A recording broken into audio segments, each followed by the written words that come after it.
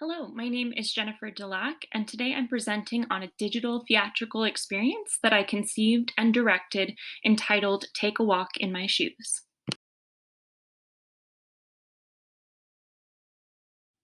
This project was conceived in a time where we had to rethink the way we make theater due to COVID restrictions.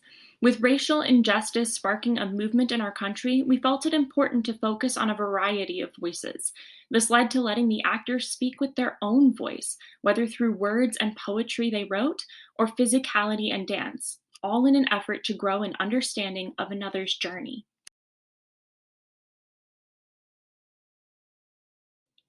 I led our ensemble of 8 students from diverse backgrounds through a variety of writing and dance exercises in order to help them hone in on the things that are most important to them right now.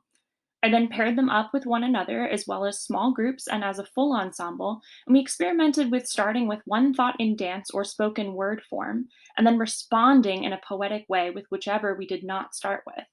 This was filmed and produced remotely in a digital format. The following is excerpts from a pairing and the closing piece. Walk this way with me, it says. There is comfort here. In the flurry of it all, I can make it clear. The trees bend in to nod hello and drop their leaves to show me where to go. I follow the path, I let it lead, meditate to the delicate crinkle beneath. And flash, I'm back. These shoes, I'm back. 3 months ago, here in an instant.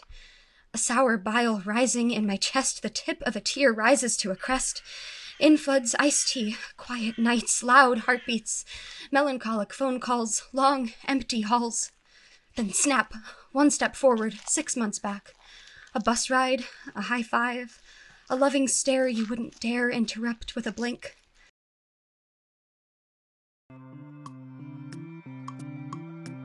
Each shoe is different. It holds a memory, a moment, a chapter of one's life in this world. Maybe we can walk this way together. Diverge at some moments, and at others seem to tether. I may not travel every bend you do, and my footsteps may fall a foot or so away from you. But I think there's enough on which we both can relate. And after all, to be the same? Now wouldn't that be a shame? I know it sounds stupid, but I'm learning how to breathe. I'm learning how to live. I'm learning how to be. And though I'm not imprisoned, I'm yearning to be free. Free to be you or free to be me. LMAO. What am I not still learning? Don't worry about failure. It's a tool, not an end. A good cry and motivation to change your life. For the best. Though I cannot always be there for you, or you for me, I will always hold your hand through this journey, even if we're miles away. Coming to terms with accepting the things I cannot change, the things out of my control, easier said than done. It's not comfortable, but that's expected. You'll adapt, you'll learn. It's never ending, but that's expected. Ooh, honey. If only you knew.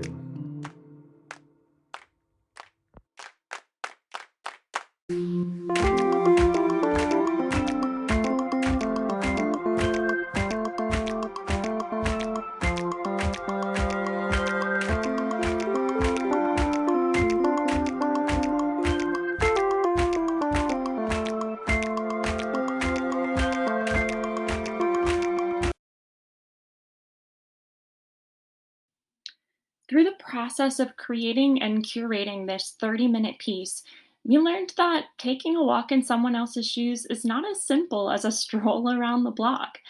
We can never fully know what it's like to be another person.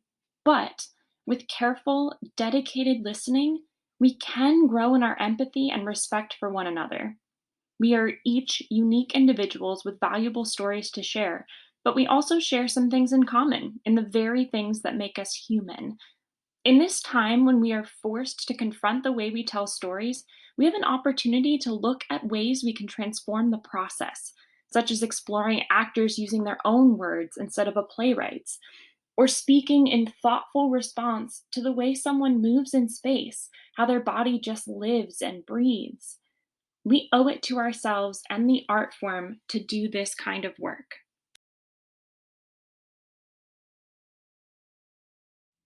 It takes a team, and here is the list of all my collaborators on this project.